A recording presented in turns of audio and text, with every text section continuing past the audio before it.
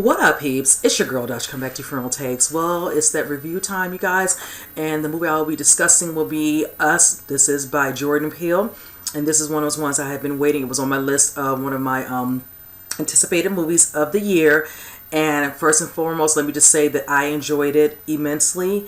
I was already hyped prior to that from, of course, his previous work with his first actual film, which was Get Out. He did a fabulous job in that, so much so that I saw it 4 times. So let's just say, I will say this in agreement that the pressure was on for me to see what he was going to bring to the table. And I feel like he, in my view, did not miss his mark with that. Now, for this one, I was also excited for the simple fact that some of his casting was on par. We have Lupita Nyong'o, who plays the lead in this movie. I was happy because most of her movies, she's always like part of the supporting cast. She's not considered the lead. Winston Duke being in this movie, also Elizabeth Moss in this film as well. And then a couple other supporting characters like, Yahya Abdul-Mateen and Anna Diop in this movie as well. Now, for this particular film, I'll put it like this. I know some people kind of going into this will be expecting it to be a straight out horror film, might end up being disappointed, and that is, it's unfortunate, and that's fine, whichever. I know some people, from what he said in his recent press junkets, Peele, that this is considered a horror film. I will say there are definitely aspects of this film that you do get the horror aspect, but not throughout the whole entire film, and there's nothing wrong with that. I will say, to me, it comes off, the film at times can be very considered complex. In some, what's the terminology a lot of people like to use, mind-bending. I say at times that my mind was blown. And I think for him to test his limits on how to give us a horror film, that's not considered the norm, I like that. It's actually refreshing. Now, from there, I will say this. I'm not going to spoil anything. I'm going to try to avoid that as much as possible because I'd rather you all go see this for yourself. So let's just go ahead and just move on from that. As you all remember from the trailers, this is about a family who's basically staying at a family home. They're vacationing what looks like to be in Santa Cruz, California. This is circa, at first, more so I want to say present day, but then what you see from what looks like to be the backdrop of what happened to Adelaide, played by Lupita Nyong'o's character, is showcasing scenes from the trailer where it shows circa 85. Now, the opening scene, of course, he's very known for this now. I think this is going to be a staple in his movies, where the music, the beginning of the opening of the movie has some really good music. I can't wait to get my hands on the soundtrack. Then from there, you see the opening where it shows Adelaide actually in the midst of watching what looks like to be a commercial that says Hands Across America. And it just looks like something I've seen before. Let me just put that out there. I swear that's a commercial I've seen, but you just never know. From there, it shows her and her parents, played by Anna and Yahya, where she's her younger self, and they're going to what looks like to be some sort of amusement park. Now, she's kind of, very, I'd say, kind of shy, whatever, and all that and everything. She does take a shine to her dad, whatever. Her mom's kind of, standoffish at times, whatever, but they're enjoying themselves. Now, of course, the mom steps away and she says, "Watch your daughter." I'm watching her, but he's amidst playing a game and does take his eyes off of her. And that's when you see that she kind of goes away. She's kind of stumbled across, from him and out of his view, and kind of comes across a particular little part of the amusement park that she decides that she's kind of intrigued and goes into that. And then from there, you kind of see the scene, which is already in the trailer, where she comes across kind of like one of those type of amusement park theatricals where it's like the mirrors, where you come across mirrors and you see yourself, whatever. And that's kind of the scene you see in the trailer where she kind of has her back, whatever, and you just think it's just her, but then her other self in the mirror turns around, whichever, and you see her in the trailer where she opens her eyes, get large because she's kind of like in shock, whichever, and the little girl grabs or whatever. And it's kind of circa, we do it with the present day. Of course, it shows the family in the midst of traveling to the family home for vacation. The kids in the back. You remember one of the songs scores that's from the trailer, got 5 on it, whichever, which is one of those hits, whichever. It is a classic, as Winston Duke's character, Gabe said. And they're just kind of, enjoying it. At first, he wants to, of course, go to the beach, whatever. And of course, she's kind of standoffish. at the time. So from there, you kind of see where she kind of relents, whatever, and they go and they meet up with some of their friends, which is played by Elizabeth Moss's character and Tim Heidecker, excuse me. And her name, Elizabeth's name in this is actually, her name is Kitty, and her husband's name is Josh. And, you know, they have their girls. And let me just do a little shout out, because I don't know if a lot of people know this. You know, I love when I do my research, because there's a scene with the kids of the characters played by Elizabeth and Tim, where there are two twin girls. And I'm just going to put this little tidbit that you all don't know. The two girls in this particular movie are the little girls that were played Rachel and Ross's daughter in Friends. So they're normally just high school girls. They don't really do any acting so much so, but they must have, you know, went out for this, whichever, and got considered and all that. So kudos to them, because I haven't seen them since they were on the show. So I thought that was really cute to, you know, a notable mention that these are the two girls that played the little baby Emma. So, but needless to say, moving on. So again, you kind of see them doing this stuff, and you remember the part with the, you know, Josh, you know, he runs off, Jason, excuse me, and then they kind of eventually go back, because she's kind of frazzled, his mother, you know, Adelaide, whatever, she's kind of feeling, you know, just kind of uneasy. There are certain things that she does go into discussion with Gabe about why she feels the way she feels, but she doesn't go into too much detail. She eventually kind of tells him a couple of things, and he's kind of processing it, whatever. But then that's when we, of course, come across where, you know, their son comes out because the generator goes off. They don't have any, you know, power. The lights are out, whatever. And then, of course, their son comes out telling them there's a family outside. And they're like, just probably the neighbors. And that's where you all see the scene. And then from there, you kind of see the scene where it shows what looks like to be set up, where you start seeing, you know, Gabe, played by Winston, interacting. She's like, no, you know, telling her daughter Zora to put her shoes on, whatever, prepare, whatever, trying to call the police, doing what they need to do, whatever. And that's kind of where you see in the trailer where they start to work their way towards the house, whatever, and all that. And they kind of basically trapping within the house, where that's kind of where they get the fear and the scare factor that comes into play. Now, let me tell you, I literally was in awe of Lupita throughout this movie, and I'm glad being that she was the lead, her playing the character Adelaide, and also playing the doppelganger of sorts named Red, was so good. Now you see the scene where she's basically breaking down once they're in the house, both of the families, you know, of course, you know, the family here, you know, sitting on the couch, and then the doppelganger family kind of standing up, you know, basically just, you know, all just encompassed on them, whatever, and all that. Just, it was just, so that part was mind-blowing, because when Red starts speaking, she explains to her she's her shadow. And when she makes the comment about her being her shadow, she says, and she says it in a sort of voice, and the way she speaks was so cringeworthy and creepy. It was very effective, because it brought a little bit to her playing that character. She makes the comment, you know, I'm your shadow that's lived a life of misery. And then to her being so that she was so far away from her, whichever. And then just the fact of her talking about them being kind of slightly tethered, you know, and how now that they're there, they're going to deal with being untethered from them, and how that can become painful. That was such a good scene, because of course the doppelganger Red is just talking, you know, very eerie with the smiles, and then of course Adelaide, you know, the tears coming, sheer fear of what she'll do to her and to her family.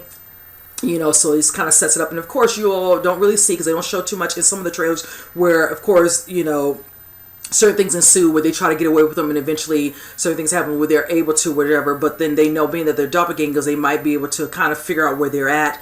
Then kind of moving forward to that, of course, the other family being a part of this particular movie, which is played by Elizabeth Moss and Tim, you know, her husband Josh and Kitty. You see scenes with them, and of course the way they edit the trailer, you know, I won't go into too much detail about what happens with them, but you probably get an idea of where I was about to go, so I'm not going to go into too much detail. But I will say this: when I talk about the music, the beginning, the music that kind of sets the tone for certain scenes within the film, the scene where, of course, Adelaide, Gabe, and the kids, Zora and Josh, are being, Jason, are being, you know, kind of, you know, tortured in some ways throughout the house, whatever, you know, they're scared, whatever, and they're reserving in certain fear for them. With this scene, with this particular family, you're dealing with the music with them, and there's just a couple of parts where you'll hear some music like the Beach Boys, but there's one particular scene that was really, really interesting, and it got the the audience at the theater really involved, where it must have been Alexa or whatever that was she was speaking there, Alexa, because of course you'll see scenes that were funny prior to what happened with that family, where he's like, play Beach Boys, or they play this. So when certain things started to unravel family, she asked Alexa to play or call somebody, but it flips and turns and Alexa plays a certain song, and I don't want to say what the title is, but let's just say that it's a title of a song that everybody should know, and it was kind of very poignant in certain things that were being said within the movie at the particular time, with Gabe and Adelaide, and then kind of parlaying into this particular scene with them, which was really done, really interesting, whichever, and all that. But I like the way that was kind of, added into the movie, whichever.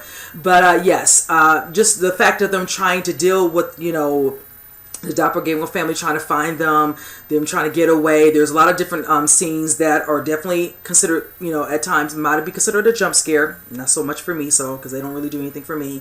Also some action scenes, of course, between Gabe and his doppelganger, which was actually really good. Where I will say this, you will get some cliches with the horror, whatever, and you're like, oh, you're not moving fast enough, what are you doing? So, those typical things, and you get the theater involved, whatever, they can't help themselves. It's like, brother, come on, move faster, whichever. Cause, like, you a brother is funny to me, because I was hearing that a couple of times and I thought that was hysterical. So for me, also, as we get to the third and final act of the actual movie, I will say, for me, it was just, I want to say the part between Red and Adelaide, it was another part where you really, really get an understanding of what they mean by tethered. When you see the scene from the trailers a couple times where they show, all these different, like a little bit of artwork where it shows, a full, person, whatever, and it's like duplicates of them, whichever, you finally understand the situation of it being why it's heavily explained. It explains in detail the motive of why she's doing what she's doing. You definitely get a backstory.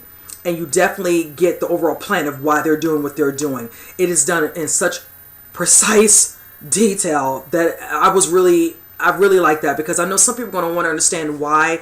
I will say there's something at the beginning of the movie that brings me back to that part, that when Red and Adelaide were having this actual discussion in a room where she's trying to locate Red, whichever, because she had done something, whichever, she had to find her, whichever, and deal with the situation.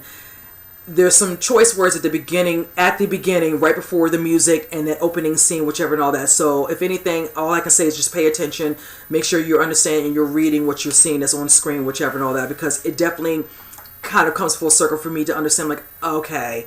But it does leave a couple of questions to be asked, one in particular for me, whichever, but I can't really discuss it. Like I said, I don't want to spoil this for you guys, whichever. But I will say one other thing that I, in regards to the movie overall, towards the end, I had just spoken with a friend online that asked me how I felt about the overall ending. I will say this, I enjoyed, a little bit of a reveal, but it also leaves open interpretation that it's possible that if you wanted to go down this, road again in regards to this movie, whichever, and all that, it's a possibility they could possibly make another one. You never know. So, but yes, overall, I really, really enjoyed the movie. I know somebody had said, one particular friend or whatever and all that, because she was waiting to see how I felt, whichever, and she was just like, she fell asleep, whichever. And there's nothing wrong with it. I can't be mad at that. Certain movies are not for everybody, whichever. I'll put it like this. For me, I always say it like this: if you go in to a movie expecting, just the normal stuff in regards to scary movies, you get your haunted houses or scary houses, you got your ghosts, whichever, and all that, and occasional jump scares, then you might want to pass on this. That's nothing wrong with that. Hey, it is, like I said, to each his own, whichever. But for me, the thing I liked about this, it wasn't a straightforward horror film, and there's nothing wrong, and that's why I like that. I don't want every horror film to be so cliche. It's always got to be the same thing, and in regards to a storyline, that's nothing to me about a movie that makes me want to go see a movie, whichever. I'm just not like that. Also, just in actuality, whichever, you know, I found it refreshing, and actually I always enjoy things like this when people see the movie and they really just enjoy the experience of it, whatever, especially like I said, if it's kind of mind-blowing to them because it's something they're not used to seeing, whichever, to the point that you hear people speaking about it passionately afterwards, discussing their own theories, because I heard a lot of people who, when I was on my way into the movie, hearing people walk into their car saying to them, I was trying not to listen, but it's nice hearing them, whichever, and then the different explanations, you know, that are kind of, you know, their thoughts on it overall, whichever, and all that. That's the things that I love so much about leaving a movie, whichever, and I can find it to be, and sometimes a good thing for a film, whichever. It gets you discussing, it gets you, you know, involved, whichever, you know, and it makes you think. I'm like, I know some people don't want to do all that, and there's nothing wrong with that, but there's nothing wrong with, you know, a couple ideas, whichever, and then you having a conversation with somebody who saw whatever, you all kind of, you know, piggybacking off each other. Well, I saw this, I felt this, well, I thought this is more so than this, whichever, oh, I see your point, whatever. It's nothing wrong with that. I don't mind a little bit of that. You know, we get the movies where they give you A, B, and C, and you have your own conclusion. You kind of know what's going on. Nothing wrong with those. But, you know, open your mind to some other things. There's nothing wrong with that. And that's one of the things I can say I enjoy truly about this film. I'm going to go see this again. Yes, I really am going to see it again. I would just tell you, because really the scenes where I said Lupita, you know, talking to herself, her doppelganger, were so good. And I will say one other thing, when they're not, the other ones really weren't speaking, it was mostly her leading their charge, the doppelganger named Red. The other ones really did not speak at all. And that was very interesting how a lot of them, when they're doing their character, you know, actors in the doppelganger form, whichever, it was mostly, everything was mostly physicality, and that's nothing wrong with it, facial expressions, everything like that, and it was done very effectively. So that's why I can say I enjoyed those aspects. But I will tell you, one thing about Lupita in this particular character, she was just very, just a monstrous type of human being as Red, whichever, and then just a complete badass mother in her character as Adelaide. I just loved every part of that, whichever. So I loved her character overall in this movie. So all I can say is, you guys, if you really want to see it, go see it. You know, take from me what you want. Hopefully you all might want to see it, and then you can come back and just tell me what you think. If it's still not what your cup of tea, there's nothing wrong with that. You don't have to like everything. It's nothing wrong with that. Some people, you know, like what they like, and that's fine. But I love a good, you know, constructive criticism or feedback about the movie. Give me something. Just don't come up in the comments talking about, I just didn't like it. Tell me why you didn't like it. I want to know, why didn't you like it? But anyway, you guys, I hope you enjoyed this review. And like I said, comment below. Let me know what you all think of the movie overall. And with that said, I will see you guys on the next review. You guys take care.